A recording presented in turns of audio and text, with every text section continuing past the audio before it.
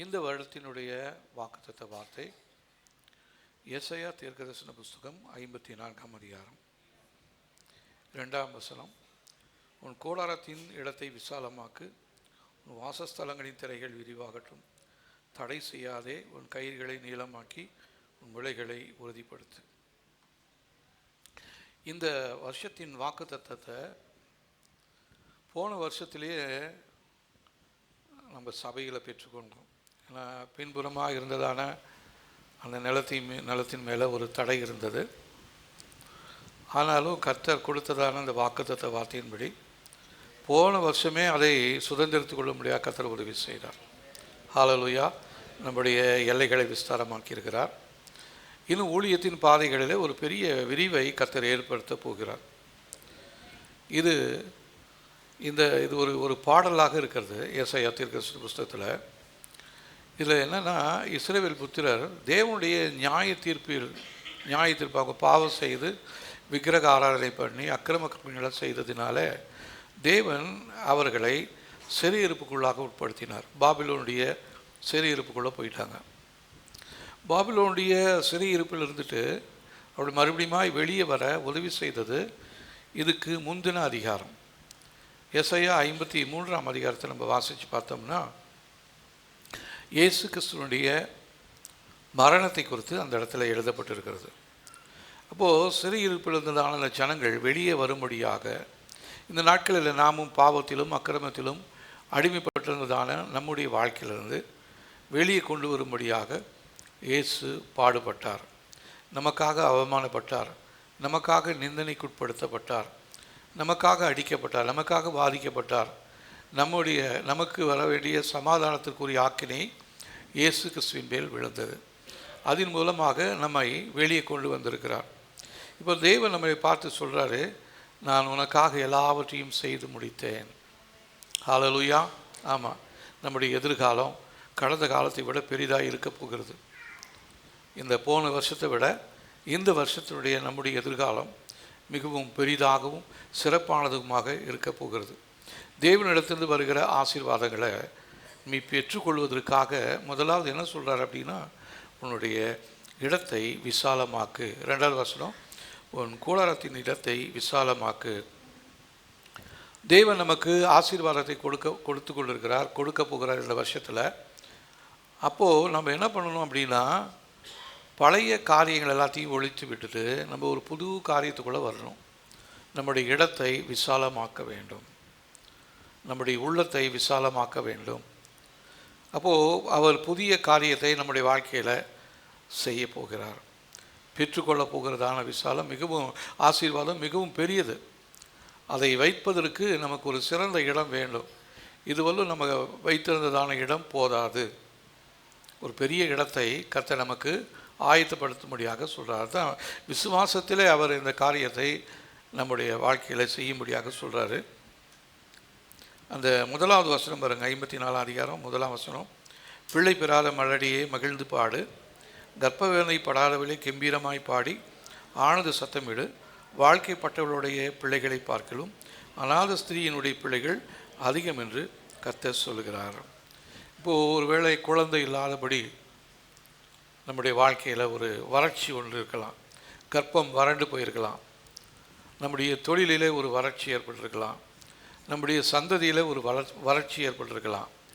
இந்த ஆண்டில் அந்த வறட்சியான நிலத்தை அவர் நீர்ப்பாய்ச்சலான தோட்டத்தை போல மாற்றப் போகிறார். அதுதான் இந்த ஆண்டிலே கர்த்தர் நமக்கு கொடுக்குற வாக்குத்தத்த வார்த்தை. உன் கூடாரத்தின் இடத்தை விசாலமாக்கு. கூடாரம் என்று சொல்லும் பொழுது இஸ்ரவேல் ஜனங்கள் எகிப்திலிருந்து வெளியே வரும் பொழுது அவங்களுடைய தங்கக்கூடிய இடமாக ஒரு கூடாரத்தை போட்டாங்க. அந்த கூடாரம் மிகவும் சிறிதான ஒரு கூடாரமாக இருந்தது. ஆனால் தான் அதை ஞாபகப்படுத்தும்படியாக கர்த்தர் சொல்கிறாரு, உன் கூடாரத்தின் இடத்தை விசாலமாக்கு. அவங்க முன்னாடி தங்கியிருந்ததான இடம் மிகவும் சின்ன ஒரு கூடாரம். ஆனால் இப்போது அவங்க நுழைய போகிறதான கானான் தேசத்துக்குள்ளார ஒரு பெரிய ஒரு கூடாரத்தை கர்த்தர் அவர்களுக்கு போடுறார். ஆசரிப்பு கூடாரத்தை குறித்து நம்ம பார்க்குறோம், தாவீதின் கூடாரத்தை குறித்து நம்ம பார்க்குறோம்.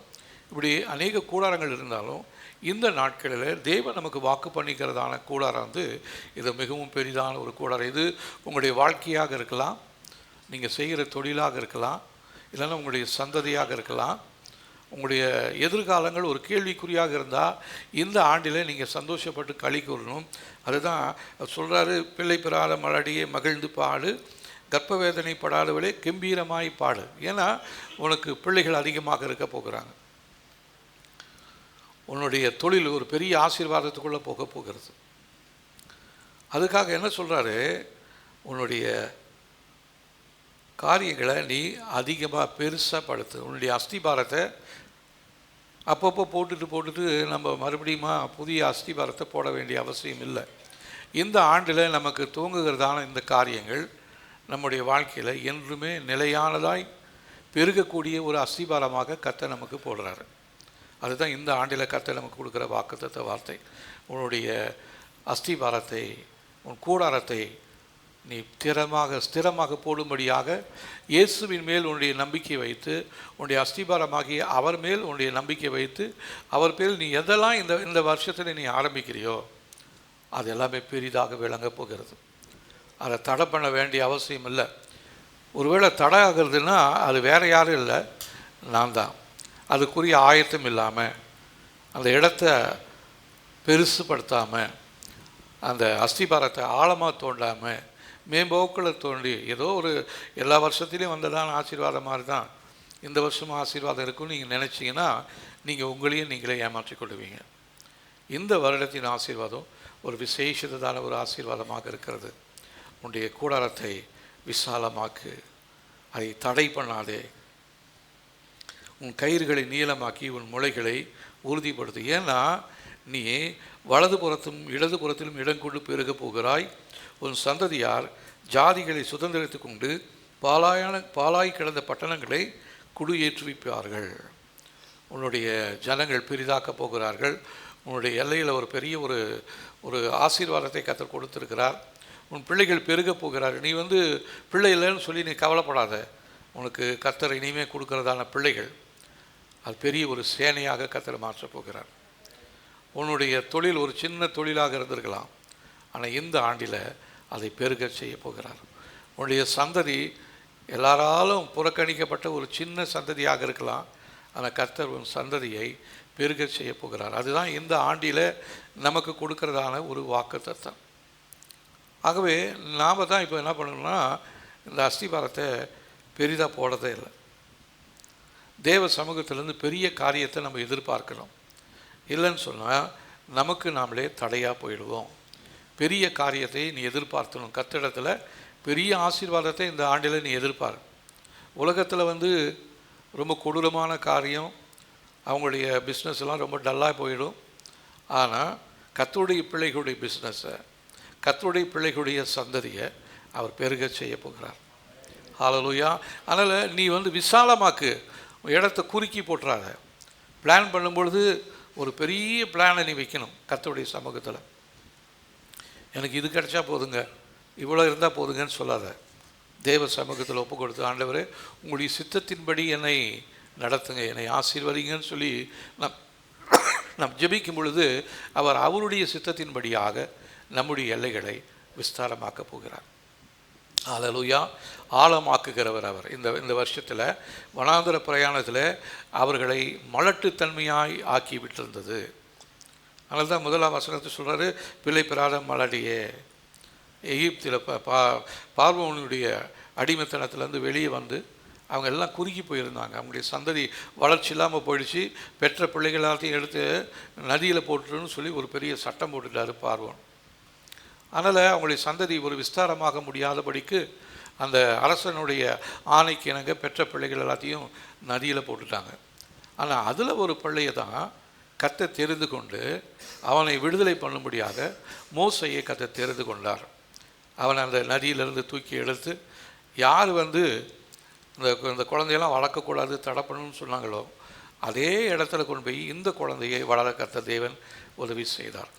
எந்த பார்வோன் இந்த பிள்ளைகளெல்லாம் சாகடிக்கணும்னு சொல்லி திட்டம் போட்டானோ அதே இடத்துல மோசையை கொண்டு இஸ்ரவேலருடைய சந்ததியை பெருக செய்யும்படியாக அதே இடத்துல மோசையை ஒரு பெரிய மனிதனாக மாற்றினார். அங்கிருந்து எல்லா காரியங்களையும் அவன் கற்றுக்கொண்டான். அதுக்கப்புறம் அவன் அந்த வனாந்தரத்தில் அந்த ஜனங்களை நடத்தி வர கர்த்தர் அவனுக்கு ஒரு ட்ரைனிங் கொடுத்துருந்தார். சிறிதாக இருந்ததான அவனை பெருகச் செய்யும்படியாக கர்த்தர் திட்டம் பண்ணியிருந்தார். அதுதான் இந்த ஆண்டில் நம்முடைய வாழ்க்கையில் நடக்கப் போகிறது. பிள்ளைகள் அற்றதான நமக்கு கர்த்தர் பிள்ளைகளை கொடுக்க போகிறார். இந்த திட்டம் பெரிதாய் மாறட்டும். இதுவரையும் அனுபவித்து வந்ததான போராட்டங்கள், துன்பம் எல்லாம் இந்த ஆண்டில் பெரிதான ஆசீர்வாதத்திற்கு ஒரு முன்னோடியாக இருக்க போகிறது.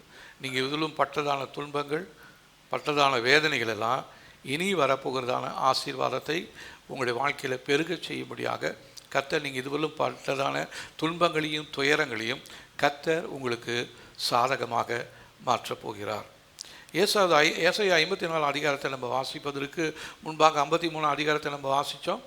அதில் கர்த்தர் பாடுபட்டதான பாடுகளை குறித்து அந்த இடத்துல நம்ம வாசித்தோம். தேவன் நமக்காக அவர் ஏற்கனவே பாடுபட்டு எல்லாவற்றையும் செய்து முடித்தார். சிலுவையில் அவர் கடைசியாக சொன்னது, எல்லாம் முடிந்தது, என் பிள்ளைகளுக்காக நான் செய்ய வேண்டிய எல்லா ஆசீர்வாதங்களையும் நான் செய்து முடித்தேன். அவங்க எதையெல்லாம் பிசாசுடைய கரத்தில் இழந்தாங்களோ அது எல்லாத்தையும் நான் அவங்க கையில் மறுபடியும் திரும்ப கொடுக்க போகிறேன் அப்படின்னு சொல்லி தான் சிலுவையில் அவர் எல்லாத்தையும் முடித்தேன் என்று சொன்னார். எல்லாம் முடிந்தது என்று கர்த்தர் சொன்னாலும் நம்முடைய வாழ்க்கையில் அது இன்னும் மாறாமல் இருக்கிறது. இன்னும் நம்முடைய வாழ்க்கையில் ஒரு குறுகின வட்டத்துக்குள்ளாரையே இருக்கிறோம். ஒரு பெரிதான ஒரு விருத்தி அடைய முடியாதபடி சூழ்நிலையில் இருக்கிறோம். ஒரு வறட்சித்தன்மை நம்முடைய வாழ்க்கையில் காணப்படுகிறது.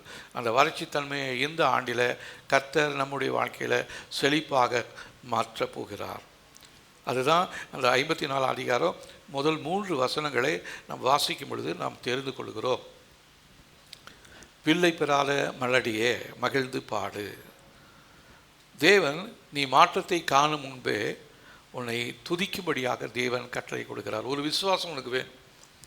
இது எங்கே நடக்க போது நீ நினச்சினா உனக்கு நடக்காது. இந்த ஆண்டில் கர்த்தர் என்னை ஆசீர்வதிக்க போகிறார் அப்படின்ட்டு நீ தேவனை துதிக்க ஆரம்பி. கர்த்தர் உன்னுடைய வாழ்க்கையை புதிதாக கட்டுவார். வேதம் நமக்கு கூறுகிறது, கீழ்ப்படிதலுக்கு முன்பாக நம்ம சூழ்நிலைகளை பார்க்கவே கூடாது. இப்போ இருக்கிற சூழ்நிலைகளை பார்க்காதீங்க, தேவனை மாத்திரம் பாருங்கள். அவர் நம்மளோடு இருந்து எல்லையை விஸ்தாரமாக்குவேன்னு சொல்கிறார். விரிவாக்குவதற்கு முன்பாக ஒரு பெருக்கம் உண்டாக போகிறது. உன்னுடைய பிஸ்னஸில், உன் குடும்பத்தில் ஒரு பெரிய விரிவாக்கம் வருவதற்கு முன்பாக ஒரு பெருக்கத்தை கர்த்தர் உனக்கு உண்டு பண்ணுகிறார். Enlargement comes before increase. உன் கூடாரத்தின் இடத்தை விசாலமாக்கு. உன் குடியிருப்புகளின் திரைகள் விரிவாகட்டும். தடை செய்யாதே. உன் கயிறுகளை நீளமாக்கி உன் முளைகளை உறுதிப்படுத்து. Enlarge the place of your tent. தேவன் நான் உன்னை விஸ்தாரமாக்கப் போகிறேன் என்று சொல்லவில்லை, உன் கூடாரத்தை விசாலமாக்கு என்று சொல்லுகிறார். அப்போது நம்ம இந்த நாட்களில் தேவனுடைய வார்த்தைகளுக்கு நம்ம கீழ்ப்படியணும். உதாரணத்துக்கு உங்கள் வீட்டுக்கு ஒரு சில விருந்தினர்கள் வராங்க. ஆனால் உங்கள் வீட்டில் எதுவுமே இருக்கிறதுக்கு இடமே சேரில் அப்படின்னு சொன்னால், அவங்க வரங்கன்னு சொன்ன உடனே நீங்கள் என்ன பண்ணுவீங்க? போய் புதுசாக சேர் வாங்கி போடுவீங்க. ஏன்னா விருந்தினாளிகள் வராங்களே அப்படின்னு சொல்லிட்டு. அதே போலவே கர்த்தர் உன்னை ஆசீர்வதிக்கணும்னு சொல்லிட்டாரு. நீ அதற்குரிய ஆயத்த வேலைகளை நீ செய்ய ஆரம்பிச்சிடு. தேவனை துதி, கர்த்தருடைய வார்த்தைகளை விசுவாசி, தேவ சமூகத்தில் ஜெபம் பண்ணு. இந்த நேரங்களை நீ அதிகப்படுத்தும் பொழுது கர்த்தர் உன்னுடைய எல்லைகளில் ஒரு பெரிய ஆசீர்வாதத்தை கொடுக்க போகிறார். இந்த சீரமைப்பு என்பது, இந்த ரெஸ்டோரேஷன் என்பது கடந்த காலத்தின் இழப்புகளை விட பெரியதாக இருக்க போகிறது. கடந்த நாட்களில் நீ எதெல்லாம் இழந்தையோ அது எல்லாத்தையும் பெரிதாக நீ எதிர்பார்த்துரு. அதுதான் ரெஸ்டோரேஷன், அதுதான் சீரமைப்பு. இந்த வருஷத்தில் கர்த்தர் நம்முடைய வாழ்க்கையில் ஒரு சீரமைப்பு, ஒரு ரெஸ்டோரேஷனை செய்வேன் என்று வாக்கு பண்ணியிருக்கிறார். அது எப்படி இருக்கும் அப்படின்னா, கடந்த நாட்களில் நீ இழந்து போன எல்லாத்த விட பெரிதான ஒரு ஆசீர்வாதத்துக்குள்ளே கர்த்தர் உன்னை கொண்டு போக போகிறார். நீ வலது புறத்திலும் இடது புறத்திலும் இடங்கொண்டு பெருகுவாய். ஹல்லேலூயா. கடந்த காலத்தில் காணப்பட்ட அவமானத்திலிருந்து விடுதலையை தருகிறவர் நம்முடைய தேவன். கடந்த காலத்தில் நீ பயந்து கொண்டிருந்த, வெட்கப்பட்டு போயிருந்த, அவமானத்துக்குள்ள இருந்த, ஆனால் அந்த சூழ்நிலையிலிருந்து கர்த்தர் உனக்கு ஒரு விடுதலையை கொடுக்க போகிறார். 54 அதிகாரம் 4 வசனத்திலிருந்து 8ஆம் வசனம் வரலும் நீ வாசிச்சிங்கன்னா, பயப்படாதே நீ வெட்கப்படுவதில்லை, வெட்கப்படாதே நீ அவமானம் அடைவதில்லை, உன் வாலிபத்தின் வெட்கத்தை நீ மறந்து உன் விதவை இருப்பீன் நிந்தை இனி நினைக்காமல் இருப்பாய். ஒரு சிருஷ்டிகரே உன் நாயகர், சேனைகளின் யெகோவா என்பது அவருடைய நாமம். இஸ்ரவேலின் பரிசுத்தர் உன் மீட்பர். அவர் சர்வ பூமியின் தேவன் எனப்படுவார். கைவிடப்பட்டு மனந்தொந்தவளான பெண்ணை போலவும் இளம் பிராயத்தில் திருமணம் செய்து விவாகரத்து செய்யப்பட்ட மனைவியைப் போலவும் இருக்கிற உன்னை யெகோவா அழைத்தார் என்று உன் தேவன் சொல்லுகிறார். இமைப்பொழுது உன்னை கைவிட்டேன், ஆனாலும் உருக்கமான இரக்கங்களால் உன்னை சேர்த்து கொண்டேன். அற்பகால மூண்ட கோபத்தினால் என் முகத்தை இமைப்பொழுது உனக்கு மறைத்தேன், ஆனாலும் நித்திய கிருபையுடன் உனக்கு இறங்குவேன் என்று யெகோவாவாகி உன் மீட்பர் சொல்லுகிறார். அப்போ இந்த இடத்துல என்ன சொல்கிறாருன்னா, நீ வெட்கப்பட்ட இடத்துல உன்னை தலை நிமிர்ந்து நடக்க செய்ய போகிறேன், நீ அவமானப்பட்ட இடத்துல உன்னை உயர்த்தி நிறுத்தப் போகிறேன், நீ பயப்படாதே, நீ வெட்கப்பட மாட்டாய் அப்படின்னு சொல்கிறாரு. தேவன் நம்முடைய வாழ்க்கையில் ஏற்பட்ட காயங்களை நேரடியாக ஆற்றுகிறார். தேவன் இவ்விதமாக கூறுகிறார், நம்முடைய வாழ்க்கையில் காணப்பட்ட வெட்கம், நம்ம அனுபவித்ததான் அவமானம், நம்முடைய வாழ்க்கையில் காணப்பட்ட விதவித்தனம், தள்ளப்பட்ட நிலைவு, இது எல்லாத்தையுமே அவர் மறுக்கலை. உங்கள் வாழ்க்கையில் ஏற்பட்ட காயங்களை மறுக்கலை, ஆனால் அதை நேரடியாக சுகப்படுத்த போகிறார். நீ பார்த்ததான வெட்கம், அவமானம், நிந்தைகள் எல்லாத்தையும் நேரடியாக இறங்கி அவர் உனக்காக யுத்தம் செய்து உன்னுடைய நிலைமையை மாற்றப் போகிறார். ஹல்லேலூயா. தேவன் உன்னுடைய அடையாளத்தை மாற்றப் போகிறார். இதுவரை உனக்கு ஒரு பேர் வச்சிருக்கலாம், இல்லைன்னா உனக்கு ஒரு அடையாள குறிப்பு சொல்லியிருக்கலாம், ஆனால் உன் பேரையே கர்த்தர் புதுசாக மாற்றுறாரு. உன் மேல் இருந்ததான அடையாளத்தை நீக்கிட்டு அவர் ஒரு புதிய அடையாளத்தை போடுகிறவராக இருக்கிறார். உன்னுடைய நிலைமை எப்படி இருந்துச்சு அப்படின்னா, தள்ளப்பட்டவளாக இருந்த, கைவிடப்பட்டவளாக இருந்த, மறக்கப்பட்டவளாக இருந்தேன் என்று கர்த்தர் சொல்கிறாரு. ஆனால் தேவன் சொல்கிறார், இனி அது உன் அடையாளம் இல்லை. உன்னை கடந்த காலத்திலே உனக்கு சொல்லப்பட்ட வார்த்தைகள் உனது இறுதி வார்த்தைகள் அல்ல. கடந்த நாட்களிலே உனக்கு சொன்னதான அந்த வார்த்தைகள் எல்லாம் உனக்கு இறுதி வார்த்தைகள் அல்ல. அந்த வார்த்தைகள் எல்லாத்தையும் மாற்றுகிறதா தேவனாக இருக்கிறார். கோபம் சிறிது காலம், ஆனால் உன்மேல் நித்திய கிருபையினாலே இறங்கப் போகிறார். இமைப்பொழுது உன்னை கைவிட்டேன், ஆனாலும் உருக்கமான இரக்கங்களினால் உன்னை சேர்த்து கொள்வேன். உன்மேல் கொண்ட கோபம் தற்காலிகமானது, ஆனால் நான் உன்மேல் கொண்ட அன்பு அது நிரந்தரமானது. அது நம்ம மேலே கொண்டதான கோபம் அது தற்காலிகமானது, ஆனால் அவர் மேலே நம்ம மேலே வச்சுக்கிற அன்பு இருக்குது பார்த்தீங்களா, அது நிரந்தரமானதாகவும் பெரிதானதாகவும் இருக்கிறது. ஹல்லேலூயா. அதனால் இந்த நாட்களில் நம்மோடு ஒரு உடன்படிக்கை செய்கிறார். அந்த உடன்படிக்கை மாறாத, உடைக்கப்படாத ஒரு உடன்படிக்கையாக இருக்கிறது. ஏசாயா 54 அதிகாரம் 9ஆம் வசனத்தில் பாருங்கள், இது எனக்கு நோவாவின் காலத்தில் உண்டான வெள்ளம் போல் இருக்கும். நோவாவின் காலத்தில் உண்டான வெள்ளம் இனி பூமியின் மேல் புரண்டு வருவதில்லை என்று நான் ஆணையிட்டது போல உன்மேல் நான் கோபம் கொள்வதில்லை என்றும் உன்னை நான் கடிது கொள்வது என்றும் ஆணையிட்டேன். நோவா காலத்தில் நம்ம தெரியும், வெள்ளத்தில் எல்லாம் அழிஞ்சு போனாலும் நோவாவும் அவனுடைய மனைவியும் அவனுடைய குமாரர்களும் அவனுடைய மருமகள்களும் வெளியே வந்த பொழுது கர்த்தர் அவங்களோடு ஒரு உடன்படிக்கை செய்தார். இனி நான் இந்த பூமியில் வெள்ளத்தினால் நான் அழிக்கப் போவதில்லை என்று சொல்லி அந்த வார்த்தையில் உண்மையுள்ளவராய் இம்மட்டுமாக காத்து கொண்டிருக்கிறார். இப்போ அங்கங்கே வெள்ளம் வருது, இருந்தாலும் பூமி முழுசு வெள்ளத்தினால் அவர் அழிக்கலை. ஆனால் பூமி அடுத்த ஒரு அழிவுக்குள்ளாக வைக்கப்பட்டிருக்கிறது. அது எதனாலன்னா அக்னியினால தான் அடுத்த அழிவு வரப்போகிறது. ஆகவே இந்த நாட்களில் நீங்களும் நானும் தேவ சமூகத்தில் ஒப்பு கொடுத்து இந்த சீரமைப்புக்காக அவர் நம்மோடு செய்திருக்கிற உடன்படிக்கையில் அவர் உண்மையுள்ளவராக இருக்கிறாரு. இனி வெள்ளம் இல்லை அப்படின்னு சொல்லிக்கிறாரு. வாக்கு தத்தம் திரும்ப பெறப்படாது, அதுபோல் கைவிடுதலும் இல்லை, கிருபை விலகாது. சூழ்நிலைகள் மாறலாம், ஆனால் உடன்படிக்கை மாறாது. சூழ்நிலைகள் மாறலாம், ஆனால் கர்த்தர் செய்த உடன்படிக்கை அது மாறாது.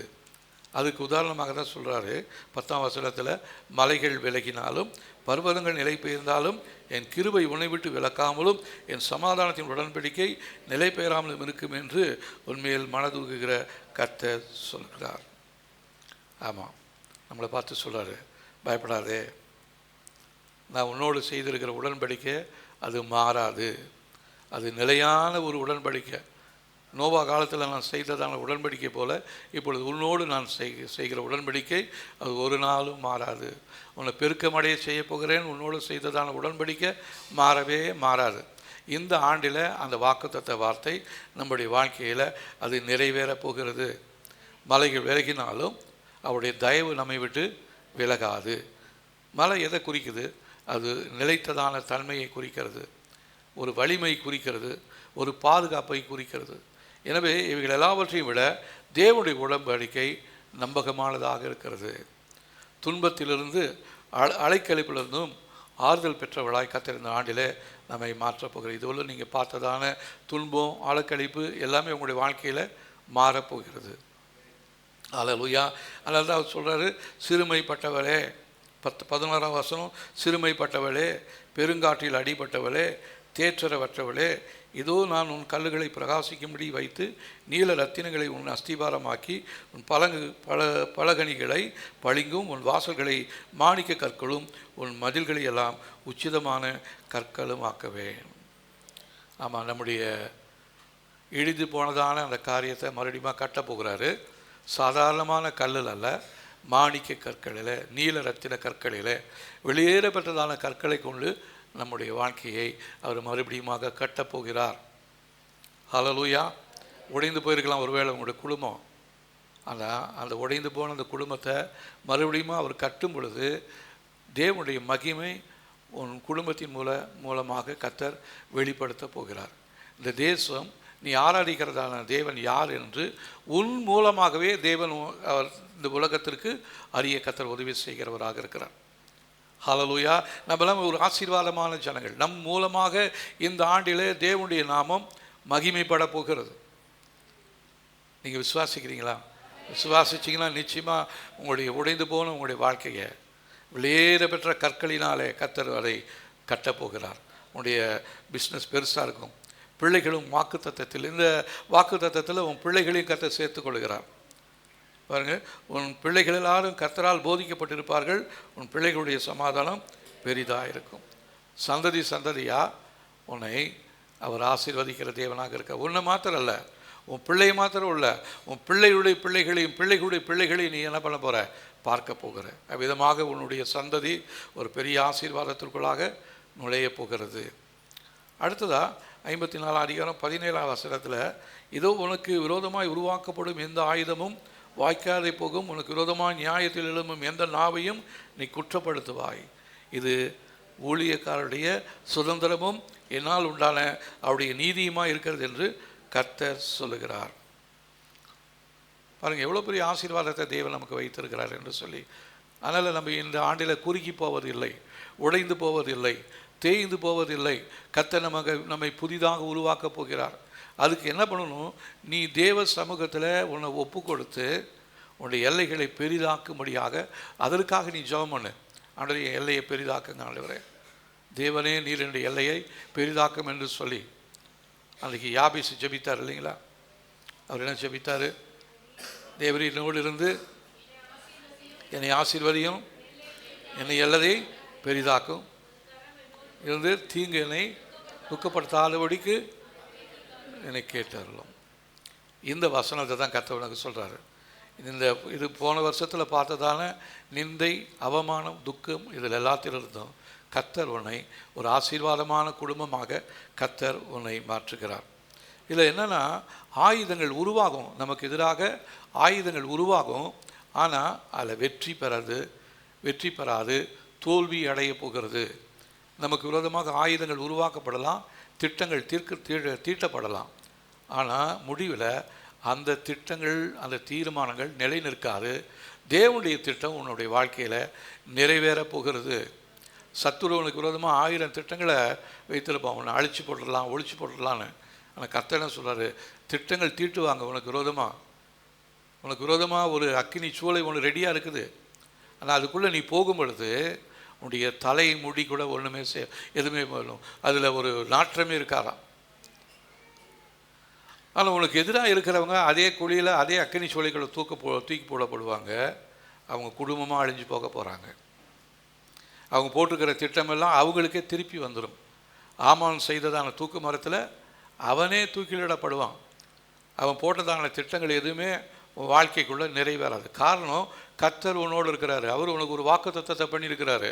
அந்த வாக்கு தத்துவம் மாறாத வாக்கு தத்தமாக இருக்கிறது. அதை நீ நம்பு, அதை நீ விசுவாசி. ஆயுதத்தையும் அதனால் ஏற்படுகிற விளைவுகளையும் தேவன் கட்டுப்படுத்துகிறவராக இருக்கிறார்.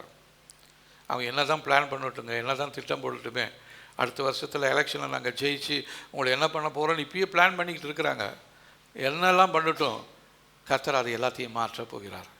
அவங்க போட்டுக்கிற திட்டங்கள் எதுவுமே நமக்கு எதிராக போட்டுக்கிற எந்த திட்டமும் நம்மளை தொட முடியாது.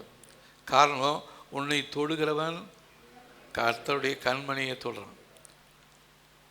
அவர் நமக்காக யுத்தம் செய்கிறவராக இருக்கிறார். இவ்வளோ பெரிய ஆசீர்வாதத்தை தேவன் நமக்கு கொடுத்துருக்கிறார். இது ஏன்னா இது கர்த்தருடைய சுதந்திரமாக இருக்கிறது, அவருடைய ஊழியக்காரருடைய சுதந்திரமாக இருக்கிறது. அதனால் இப்போ நீ பார்க்குற வெறுமை அது நிரந்தரமானது கிடையாது. இப்பொழுது நீ பார்க்குற கஷ்டம் அது நிரந்தரமான கஷ்டமாக இருக்க போகிறது கிடையாது. கர்த்தர் அதை மாற்றப் போகிறார்.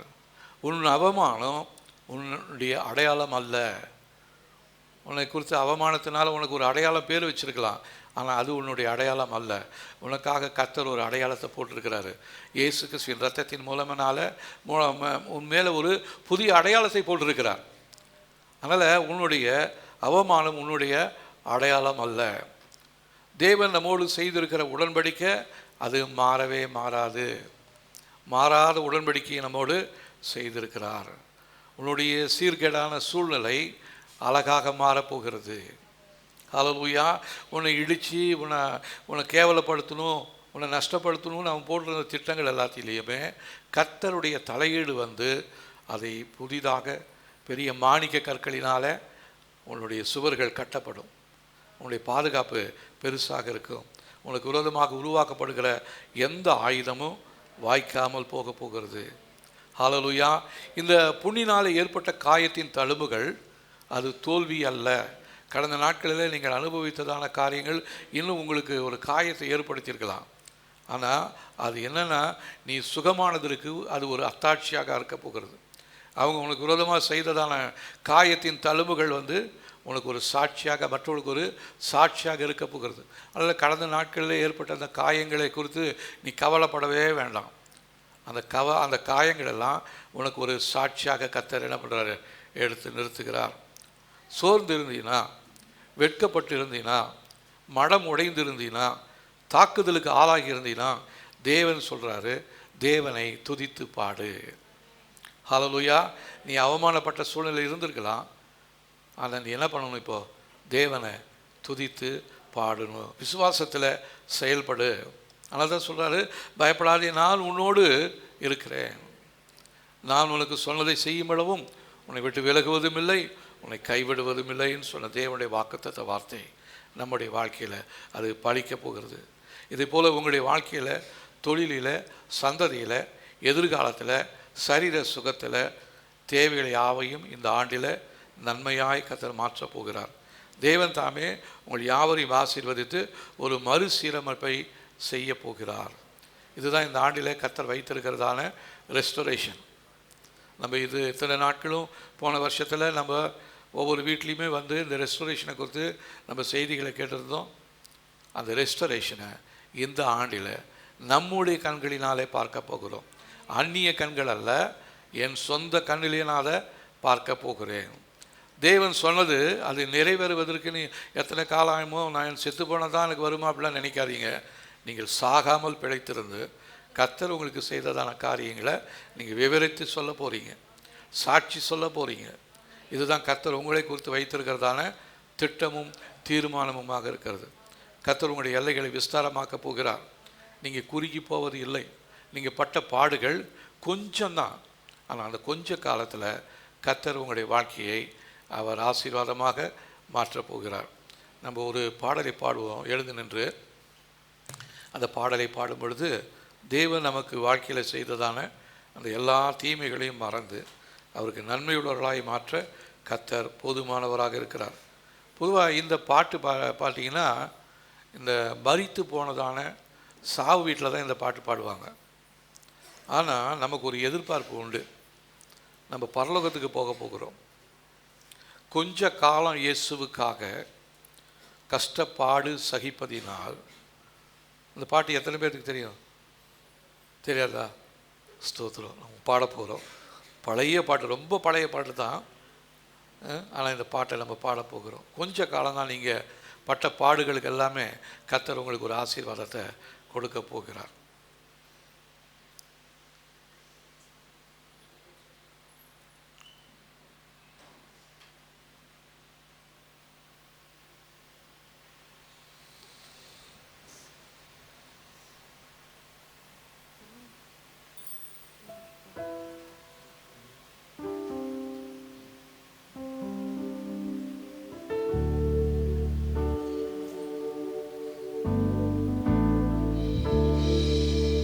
கொஞ்ச காலம் இயேசுவுக்காக கஷ்டப்பாடி சகிப்பதினால்,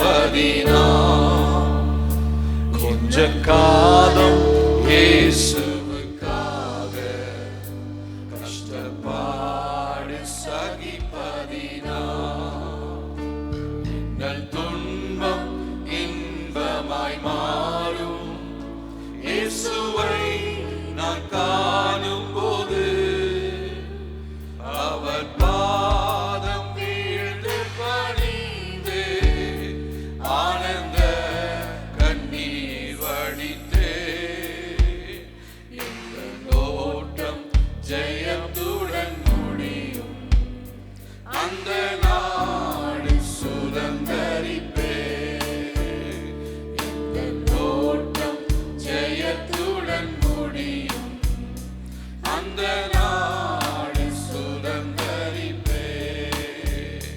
கஷ்ட காலம் இயேசுவுக்காக கஷ்டப்பாடு சகிப்பதினால், என்ற காலம் இயேசுவுக்காக கஷ்டப்பாடு சகிப்பதினால், அவர் பாதம் வீழ்ந்து பணிந்து ஆனந்த கண்ணீர் வடிப்பே எங்கள் ஓட்டம் ஜெயத்துடன் முடியும். அந்த நாடு சுதந்தரிப்பே எங்கள் ஓட்டம் ஜெயத்துடன் முடியும். அந்த நாடு சுதந்தரிப்பே. கஷ்டம் கண்ணீர் நிறைந்த உலகை கடந்தென்று நான் மறைவேன். கஷ்டம் கண்ணீர் நிறைந்த உலகை கடந்தென்று நான் மறைவேன். ஜீவ ஊற்றருகே என்னை நடத்தி சென்று தேவன் கண்ணீரை துடைத்திடுவார். ஜீவ ஊற்றருகே என்னை நடத்தி சென்று தேவன் கண்ணீரை துடைத்திடுவார். கொஞ்ச காலம் இயேசுவுக்காக கஷ்டப்பாடு சகிப்பதினால், எங்கள் துன்பம் இன்பமாய் மாறும். இயேசுவை நான் காணும் போது அவர் பாதம் வீழ்ந்து பணிந்து ஆனந்த கண்ணீர் வடிப்பே எங்கள் ஓட்டம் ஜெயத்துடன் முடியும். அந்த நாடு சுதந்தரிப்பே. இந்த தேகம் அழியும் கூடாரம், இதை நம்பி யார் பிழைப்பார்? இந்த தேகம் அழியும் கூடாரம், இதை நம்பி யார் பிழைப்பார்? என் பிதா வீட்டில் வாசஸ்தலங்கள் உண்டு, இயேசுவோடு நான் குடியிருப்பேன். என் பிதா வீட்டில் வாசஸ்தலங்கள் உண்டு, இயேசுவோடு